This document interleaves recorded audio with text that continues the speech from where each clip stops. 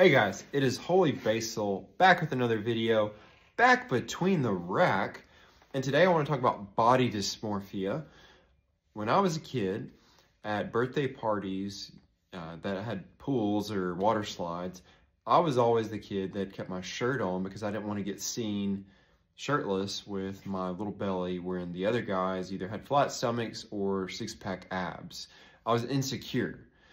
And when I started working out when I was a teenager, one of the reasons that I did is I wanted to look better. I wanted to be more muscular, and I had an unrealistic view of how I would look, which is not necessarily a bad thing because you want to set some crazy goals and not be satisfied with mediocrity. But at the same time, you're looking around in the fitness space and community, and unless you're aware of anabolic steroids, then you're just constantly looking at these people who are super fit, not natty. And then even if they are natty, then maybe they just have some crazy genetics or their whole life is devoted to fitness, and you can never achieve that look. When you start working out, for the average person, that's when the real body dysmorphia comes. You think that you would get more confident about your physique, and some people do, but the average person doesn't. There are a few different ways that you can view yourself. The first being insecure. There are IFBB pros that look in the mirror and probably still think they're too skinny or too fat. I promise you.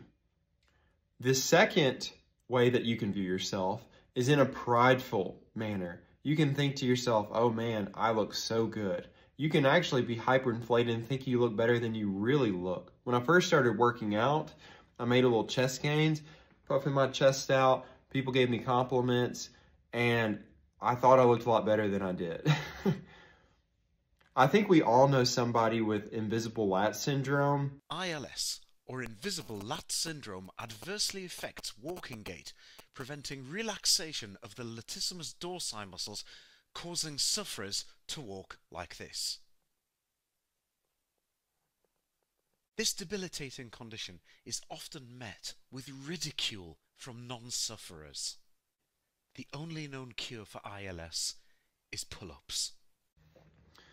The third way to look at yourself, and the best way, is a humble approach. To look in the mirror and be content with how you look, but not satisfied. To acknowledge the hard work that you put into it, not comparing yourself to other people, but comparing yourself to how you looked before, whether that's being more muscular, more lean, and being content with that. You worked hard for it. You deserve it. Bodybuilding is this vortex that sucks you in, makes you compare yourself to other people.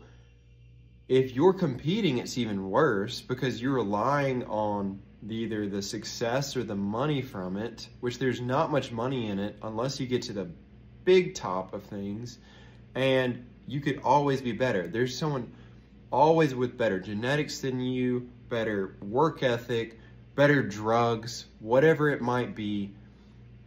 There's someone better, the odds are. I'm not trying to trash bodybuilding. I'm trying to trash body dysmorphia. I want you to have a humble view of yourself and to be content, not to compare yourself to other people, to feel inadequate. You looking better does not make you a better person. You having more defined abs does not increase your chances of finding a significant other. And if it does, she's materialistic and you don't want her. Stay away. This is also not a cope for poor effort or laziness or giving up either, because you should push yourself to be better than last time, to give more effort. But be content with what you have and what you're working with. Have a healthy view of how you view yourself. The odds are, if you've been training at least 2 to 3 years, that there's someone on this planet would be envious of your body. Just think of that they would want what you have. Don't put yourself down. Acknowledge the hard work you put in. But also, don't hyperinflate and think that you're the bee's knees or God's gift to the world.